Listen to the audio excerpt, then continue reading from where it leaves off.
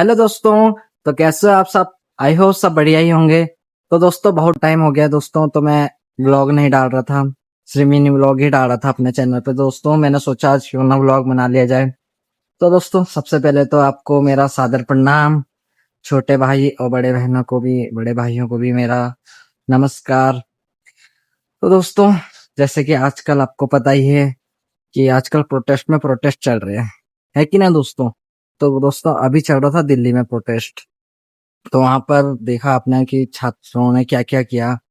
छात्र क्या आधे से उसमें लग रहा था आतंकवादी है कि नहीं है, जो एक रियलिटी है दोस्तों। तो वहां पर इतना पत्थरबाजी, लाठीचार्ज हुआ, इतना सब कुछ हुआ। तो दोस्तों सेम वही चीज मैं कहना चाहूंगा कि अभी झारखंड में भी प्रोटेस्ट चल रहा था दोस्तों। वहां का आप देख रहे होंगे प्रोटेस्ट, वहां पर हर कोई वंदे मातरम वगैरह इन सब चीजों से रहते, मतलब जो आप पढ़ाई लिखाई से रिलेटेड है उससे ही आगे कर रहे हैं, है कि नहीं है प्रोटेस्ट।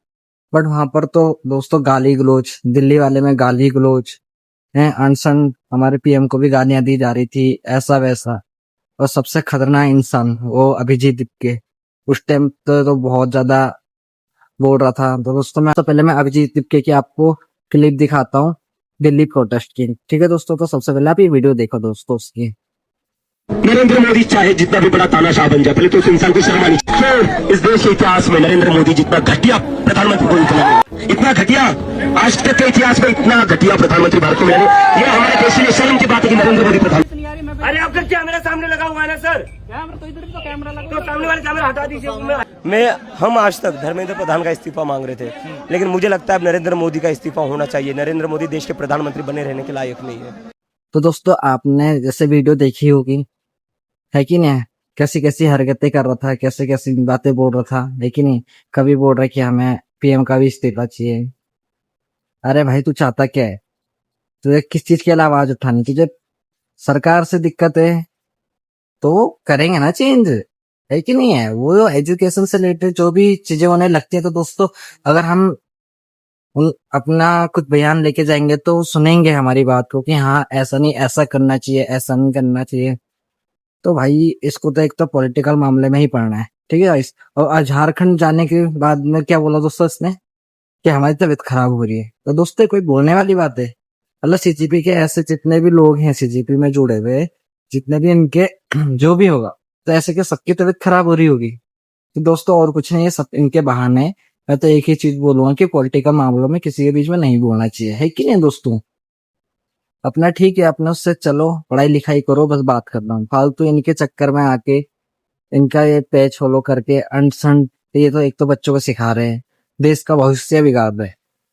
लेकिन छोटे छोटे बच्चे दोस्तों देखे होंगे अपने, 14-14 15-15 साल के बच्चे वहां गाली गलौज कर रहे थे, अनसन माँ देखी गालियां दे रहे, कोई कुछ बोल रहा, फिर जो एक्शन लिया गया तो बाद में रो रहे हैं, सॉरी सॉरी बोल रहे हैं। तो ये कोई बात नहीं है कि नहीं है? और अब झारखंड में देखो दोस्तों क्या हाल हो रखे हैं, इस वाली वीडियो भी दिखा देता हूँ आपको। तो दोस्तों पहले आप ये वीडियो देखो। हमारा प्रधानमंत्री किसी भी पद का हो, चाहे जेएमएम बीजेपी का हो, कांग्रेस का हो, जो भी पद पर बना रहता है उसका एक गरिमा होता है, एक प्रतिष्ठा होता है, संप्रभुता, सभी चीज हमारा संविधान में से पढ़ने से नहीं होता। तो पद का गाली गलौज ही सब किसी व्यक्ति को पद को देना ये उचित नहीं है, चाहे वो किसी पार्टी का हो, बड़े बड़े पद पर जो है। इससे हमारा पता चलता है कि हम क्या करना, हमारा उद्देश्य क्या। हम गाली देंगे तो मेरा मम्मी पापा जो टीवी में सुनेगा तो कैसा लगेगा उसको? कैसा लगेगा?